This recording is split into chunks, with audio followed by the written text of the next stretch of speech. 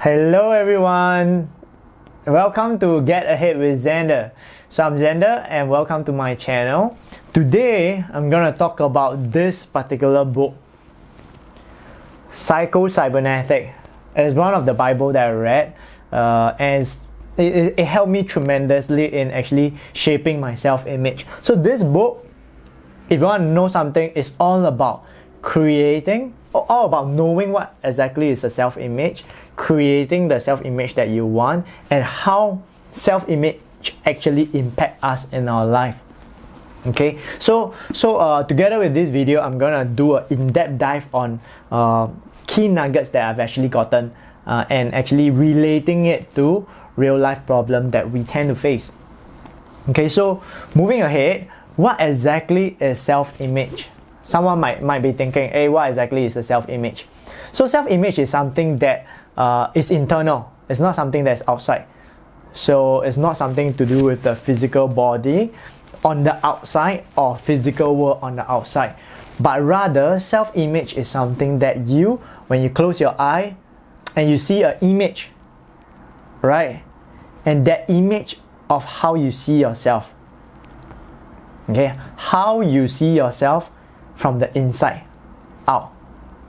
Okay, in your mind's eye, how you see yourself. For example, in the book, right, they talk about this scar. Okay, there used to be this client because in this book itself, the author is actually a plastic surgeon, and the reason why he wrote this book is because he see that there's actually a huge disparity of two kind of client A and client B.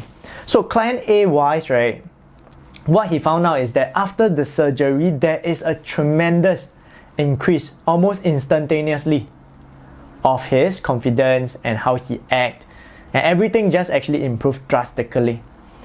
So he found that, hey, okay, it's a very successful surgery. Okay, so it can be that, you know, maybe he did a nose job and that nose is perfect.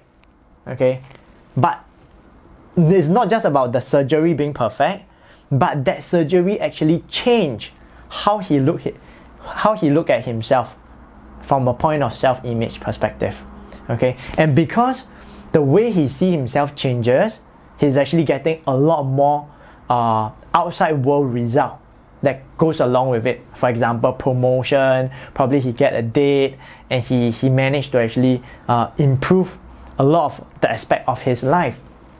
And as for client B, what happened is that it can be a perfect nose job, okay, but there is literally no change of self-image. The self-image is here, and after the surgery, the self-image of how he see himself, right, with this new nose job, right, totally didn't change at all. And because of that, right, he might be still probably living with a low self-esteem, living with probably not very confident, and nothing really changed in his life. Although the same job is actually being done for two clients, he see that there is actually a significant impact if the surgery, right, actually changes the way how the person see himself. So that is actually being coined as self-image. How you see yourself in your own mind's eye. And that has got everything to do with how we interact with people and many other things. I can go very, very deep because I'm really an avid reader on this topic. But another example that I can give you, for example, let's just say that I had this scar right across my face, a really huge scar. In the modern society, what happened is that relating to this scar, right, probably I will feel very inferior. Am I right? I'll feel that nobody's gonna like me, everyone is gonna stare at this scar. It's gonna make me feel hard to actually mingle and join the society.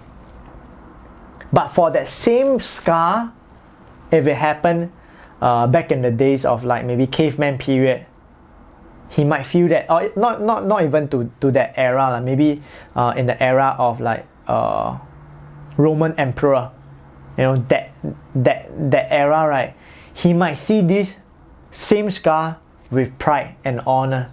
It's like a battle scar, you know, Every time he see this scar in the mirror, he tell himself that he is a fighter, he is a commander, and he take charge, and this is a better scar that he earned.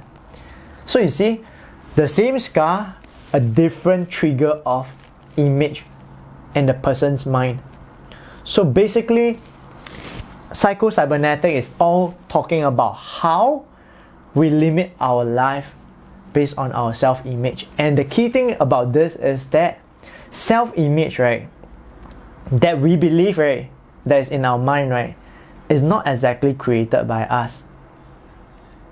How it is actually being shaped, right, is that it is based on when we are very young. It's all input into the subconscious mind. Okay, it's like, imagine this subconscious mind is here. When you're a baby, you don't really have any consciousness in what is good and what is bad. So everything that people tell you is just pouring straight into the subconscious. Oh, you are this, you're stupid, you're inadequate, you are a stupid person, you're not gonna make it in life. And all this information from your surrounding, from your environment, from your friends, and even from how you tell yourself and what you tell yourself on a daily basis, is gonna form this self-image, or what we call paradigm. And it's gonna shape, this paradigm is gonna shape the way we act, even till now.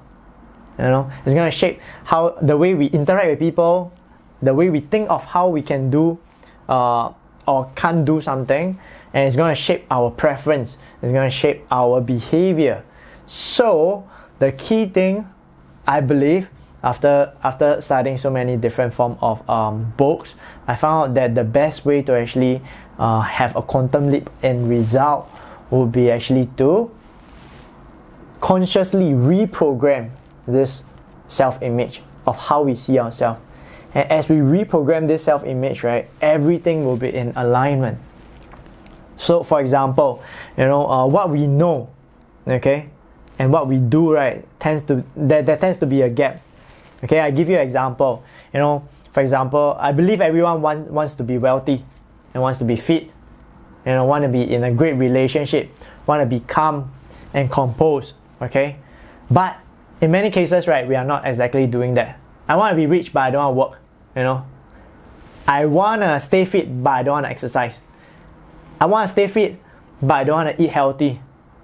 All this information, right, of how to eat healthy, how to stay fit, right, can all be found on the social media. Am I right?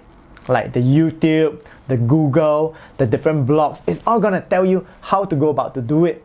So it's not really about the knowing part that people is lacking. It is really about the doing part. And the doing part is actually shaped and controlled by our self-image and our paradigm. So you tend to see that whenever I want to do something, there is a conflicting thought. I want to go for a run. Maybe today is not really a good day. I want to eat healthy, but the ice cream looks really tempting. I want to stay calm, but this person is getting under my nerve.